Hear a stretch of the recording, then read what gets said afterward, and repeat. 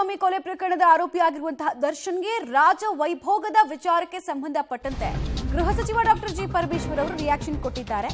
ಸದ್ಯಕ್ಕೆ ದರ್ಶನ್ರನ್ನ ಬೇರೆ ಜೈಲಿಗೆ ಶಿಫ್ಟ್ ಮಾಡಲ್ಲ ಅನ್ನುವಂತಹ ವಿಚಾರವನ್ನ ಹೇಳಿದ್ದಾರೆ.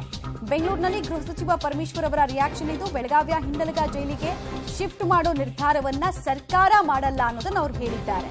ಹಾಗೂ ದರ್ಶನ್ ಒಂದು ವೇಳೆ ಶಿಫ್ಟ್ ಆಗೋದಾದ್ರೆ ಇನ್ನು ಕೆಲ ದಿನಗಳಲ್ಲಾಗತ್ತೆ. ಕೋರ್ಟ್ ನಿರ್ದೇಶನದ ಮೇರೆಗೆ ಆಕ್ಚುಲಿ ಅದು ರಾಜ್ಯ ಬಂದಿಖಾನೆ ಇಲಾಖೆ ಡಿಸೈಡ್ ಮಾಡೋದು. ಸೊ ಅದನ್ನೇ ಅವರು ವಿವರಿಸಿದ ಹಾಗೆ ಕಾಣಿಸ್ತಾ ಇದೆ. ದರ್ಶನ್ ಹಾಗೂ ಇತರೆ ಆರೋಪಿಗಳನ್ನ ಬೇರೆ ಕಡೆಗೆ ಶಿಫ್ಟ್ ಮಾಡೋದಕ್ಕೆ ಮುಖ್ಯಮಂತ್ರಿಗಳು ಈಗಾಗಲೇ ಸೂಚನೆ ಕೊಟ್ಟ ಬೆನ್ನಲ್ಲೇ ಡಾಕ್ಟರ್ ಜಿ ಪರಮೇಶ್ವರ್ ಅವರು ಸ್ವಲ್ಪ ದಿನದಲ್ಲಿ ಅದಾಗತ್ತೆ. ಸೊ ಸಡನ್ ಆಗಿ ಇವತ್ತು ನಾಳೆನೇ ಆಗಲ್ಲ ಅನ್ನೋದನ್ನ ರಿಯಾಕ್ಷನ್ ಮೂಲಕ ಕೊಟ್ಟಿದ್ದಾರೆ. ಇಲ್ಲ, ಆ ಥರ ತೀರ್ಮಾನ ನಾವು ಮಾಡೋಕ್ಕಾಗೋದಿಲ್ಲ. ತೀರ್ಮಾನ ಅವರು ಪ್ರಿಸನ್ ಅಥಾರಿಟೀಸ್ ಮಾಡ್ತಾರೆ ಇನ್ ಕನ್ಸಲ್ಟೇಷನ್ ವಿತ್ ಅಥಾರಿಟೀಸ್. ಕೋರ್ಟಿಂದ ಆಗ್ಬೋದು ಅಥವಾ ಬೇರೆ ಅಥಾರಿಟೀಸಿಂದ ಏನಾದರೂ ಆಗ್ಬೋದು. ನಾವು ಸರ್ಕಾರ ತೀರ್ಮಾನ ಮಾಡೋದಿಲ್ಲ. ಅವರಿಗೆ ಸರ್ಟನ್ ನಾರ್ಮ್ಸ್ ಅವರಿಗೆ ಇದೆ.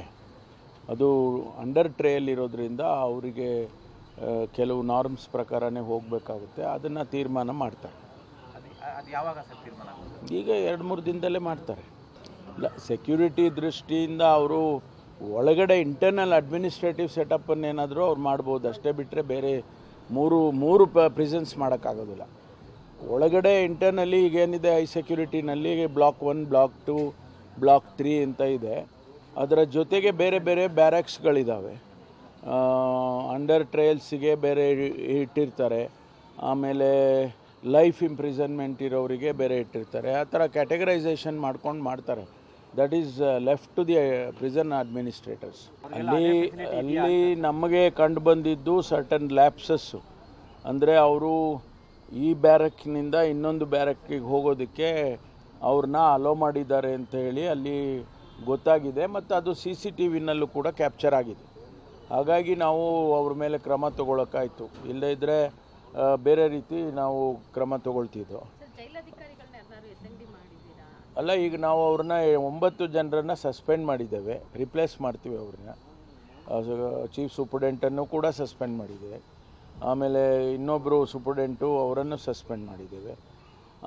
ಬೇರೆಯವರು ಯಾರ್ಯಾರು ಅಲ್ಲಿ ಅವರಿಗೆ ದರ್ಶನ್ ಅವರ ಆ ಗುಂಪಿಗೆ ಸಹಾಯ ಮಾಡಿದರು, ಚೇರ್ ತಂದು ಕೊಟ್ಟರು, ಕಾಫಿ ತಂದು ಕೊಟ್ಟರು ಅಥವಾ ಸಿಗರೇಟ್ ತಂದು ಕೊಟ್ಟರು, ಇದೆಲ್ಲ ಏನು CCTVನಲ್ಲಿ ಅನೇಕ ಇದು ಕ್ಯಾಪ್ಚರ್ ಆಗಿದೆ. ಅದನ್ನು ನೋಡಿಕೊಂಡು ಅವ್ರನ್ನೆಲ್ಲರನ್ನೂ ಕೂಡ ಸಸ್ಪೆಂಡ್ ಮಾಡಿದ್ದೇವೆ.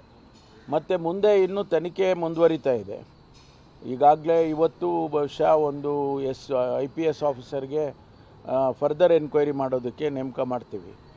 ಅವರು ಏನೆಲ್ಲ ಫೈಂಡಿಂಗ್ಸ್ ಬರುತ್ತೆ ನೋಡಿಕೊಂಡು ಪರ್ಮನೆಂಟ್ ಸೊಲ್ಯೂಷನ್ಸು ಕೆಲವನ್ನ ಮಾಡಬೇಕಾಗುತ್ತೆ. ಅದನ್ನು ಆ ವರದಿ ಬಂದ ಮೇಲೆ ಮಾಡ್ತೀವಿ.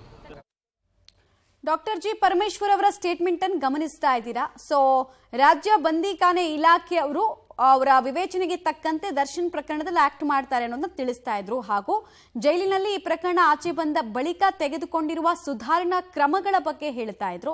ಯಾವ್ಯಾವ ಅಧಿಕಾರಿಗಳ ತಲೆದಂಡ ಆಗಿದೆ, ಎಷ್ಟು ರಿಪ್ಲೇಸ್ಮೆಂಟ್ಗಳಾಗಿದೆ, ಹೇಗೆ ಸೆಕ್ಯೂರಿಟಿನ ಹೆಚ್ಚು ಮಾಡಲಾಗಿದೆ ಅನ್ನೋದನ್ನೆಲ್ಲ ಹೇಳ್ತಾ ಇದ್ರು. ಬಟ್ ಈಗಿರುವಂತಹ ಒಂದು ಪ್ರಶ್ನೆ ಏನು ಅಂತ ಹೇಳಿದ್ರೆ, ಇಡೀ ಮೆಸ್ಸಪ್ ಏನಾಗಿದೆ ಅದನ್ನ ಕ್ಲೀನ್ ಮಾಡಬೇಕು ಅಂತ ಹೇಳಿದ್ರೆ ಒಂದೇ ದರ್ಶನ್ನ ಮೂವ್ ಮಾಡಿಸ್ಬೇಕು, ಅಥವಾ ದರ್ಶನ್ಗೆ ರಾಜವೈಭೋಗದ ಫೆಸಿಲಿಟಿ ಕೊಡ್ತಾ ಇದ್ದಂತಹ ರೌಡಿ ಶೀಟರ್ಗಳನ್ನ ಮೂವ್ ಮಾಡಿಸೋ ತನಕ ಜನರಿಗೆ ನಂಬಿಕೆನೇ ಬರಲ್ಲ.